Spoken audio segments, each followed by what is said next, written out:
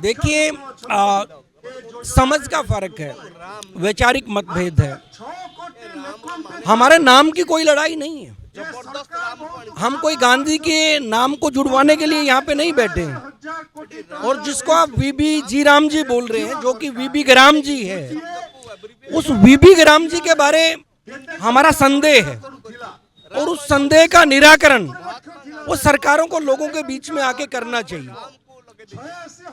सबसे बड़ा संदेह तब शुरू हुआ जब देश के प्रधानमंत्री ने इस देश की लोकसभा में अपने वक्तव्य के अंदर कहा, ये जो मनरेगा है ये कांग्रेस की विफलताओं का स्मारक है, ये हमारे गले में पड़ा हुआ ढोल है, हम इसको बजाते रहेंगे। और जब से भारतीय जनता पार्टी की सरकार आई, इन्होंने मनरेगा कानून को धीरे धीरे डिस्करेज करने का काम किया।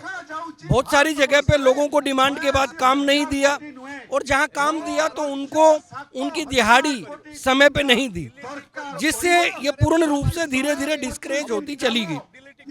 लेकिन कांग्रेस पार्टी ने जब ये मनरेगा का कानून हक अधिनियम के रूप में बनाया, तो उसके पीछे मंशा गांधी जी के उस विचार की थी जो यहाँ के मजदूर को यहाँ के मालिक के रूप में देखते हैं, अंतिम व्यक्ति को इस देश के निर्माता के तौर पे देखते हैं, और समानता का अधिकार, काम का अधिकार सबको मिले, इसलिए मनरेगा का कानून बनाया था।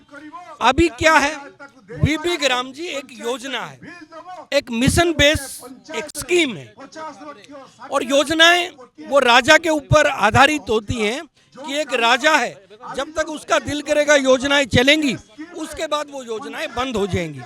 तो निश्चित तौर पे हमारा देश अब राजशाही की तरफ बढ़ रहा है।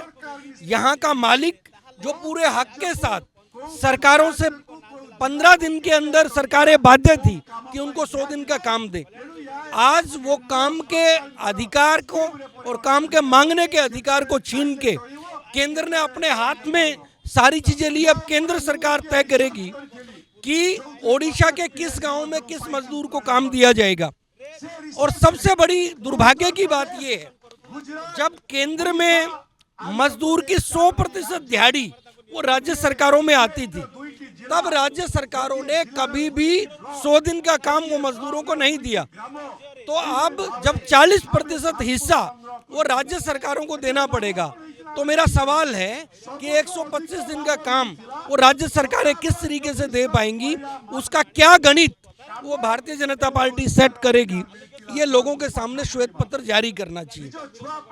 तो निश्चित तौर पे कांग्रेस प्रेसिडेंट आदरणीय श्री खड़गे जी, विपक्ष के नेता आदरणीय श्री राहुल गांधी जी के नेतृत्व में कांग्रेस पार्टी का एक एक कार्यकर्ता वो गांव-गांव में चौपाल लगा के और मनरेगा को रीस्टेट करने के लिए ग्राम सभाओं के प्रस्ताव आमंत्रित करेगा, मनरेगा मजदूरों का आंदोलन खड़ा करने का प्रयास करेगा। और जब तक ये मनरेगा दोबारा से लागू नहीं होता, एक हक के कानून के रूप में, कांग्रेस पार्टी का एक एक कार्यकर्ता वो चैन से अपने घर में बैठने वाला नहीं है।